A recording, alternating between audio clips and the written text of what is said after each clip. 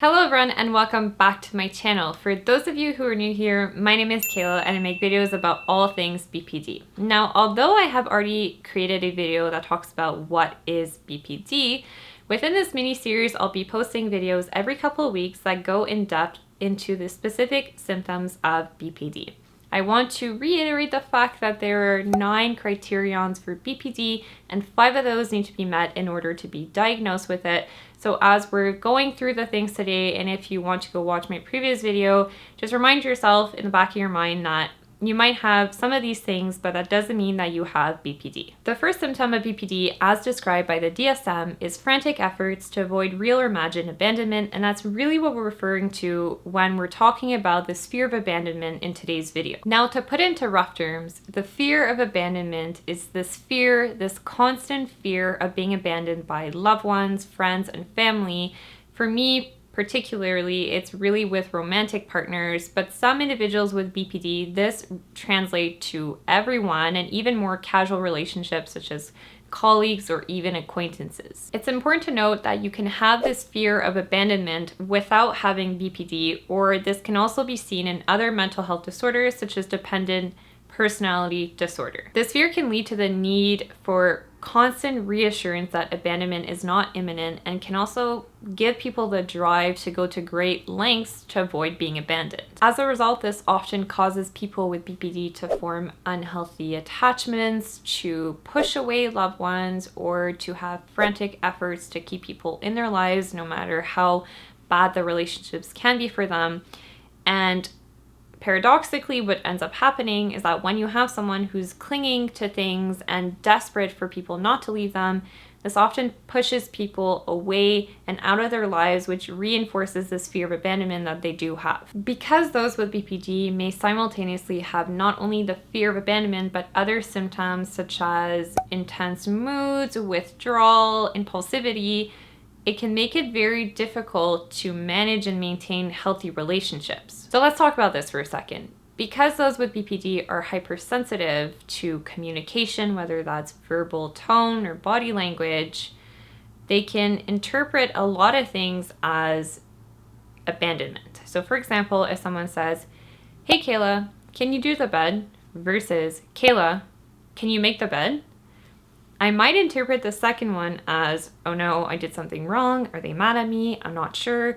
And then you start spiraling into, you did make the bed properly, therefore you did something wrong, therefore you can't do anything right, therefore you're a shit person, therefore you're not worthy of being loved, and then therefore this person is going to leave you. And so something very minute and simple that others might not even consider an issue at all, because we have this fear of abandonment, we can misinterpret the way that people communicate to us as a form of they're going to leave me because I can't do these things right and I'm not good enough, I'm not worthy and deserving of this person's love and time. And this whole cycle of rumination and obsession that stems from this fear of abandonment will often leave us in this flight, fight, freeze mode, which then brings about the other symptoms. So we have the anger, the hostility, being impulsive, the emotional dysregulation,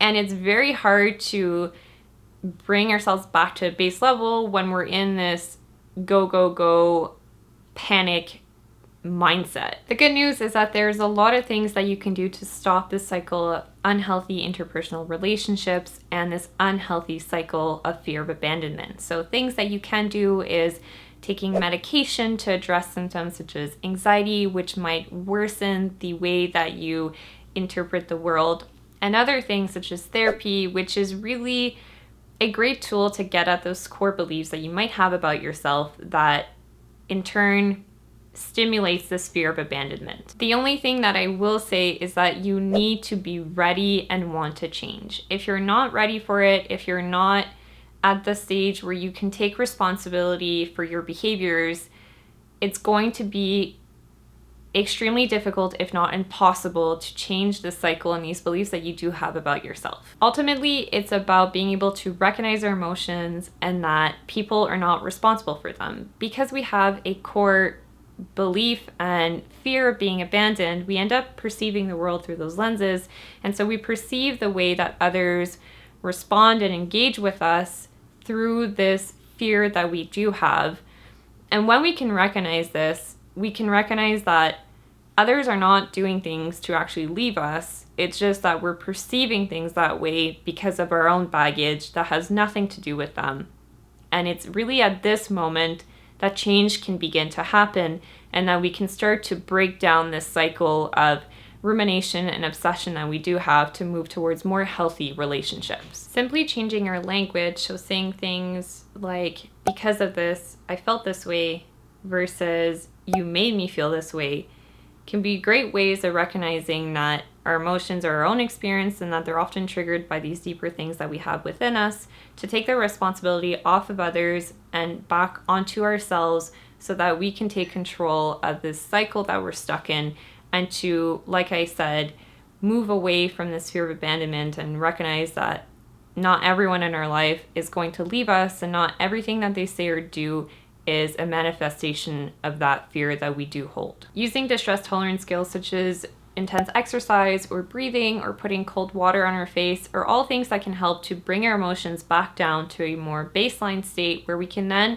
look at things from an objective perspective, so we're not getting stuck in this blaming mode, and we can actually look and see things for what they truthfully are. It's important to remember that a fear of abandonment is not required to be diagnosed with BPD. None of the 9 symptoms are mandatory. You just need 5 out of the 9 to be able to be diagnosed with BPD. I'm curious to know what has helped you to deal with this specific symptom, so please leave a comment in the comments down below to let me know of any tips that you do have regarding this. Once again, if you want to be a part of the On the Line community, I encourage you to hit the subscribe button down below, as well as the bell notification up top to get notified when I do post videos every Monday.